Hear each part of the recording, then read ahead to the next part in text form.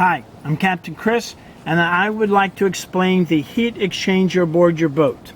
Some might compare it to a radiator in your car, but this is a water-cooled radiator with raw water going in here, and then your antifreeze, transmission, or motor oil going in here to be cooled. I'd like to point out that brass hex nut. This is a pencil rod or a pencil zinc, just like you've got on your shafts and your rudders, and that's to protect the coils inside of here. And the importance of a heat exchanger is you want your tubing to be clear and free of any debris, including calcium buildup. So I'll spin this around, and you can see the tubing coil right there. And due to age and a lot of use, you may have to get this removed and boiled out at a radiator shop, but in the meantime, here's the little band-aid fix that you can do.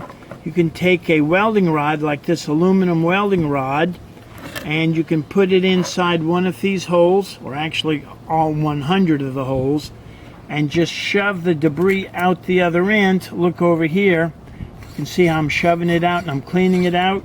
I'll move it to a different hole, do it again, and do it again and again and again and again. And that's a way that you can save your summer or save your vacation. So if you want to learn other tricks how to do maintenance, DIY maintenance aboard your boat, come to our classes in late November 2024. Ask Captain Chris.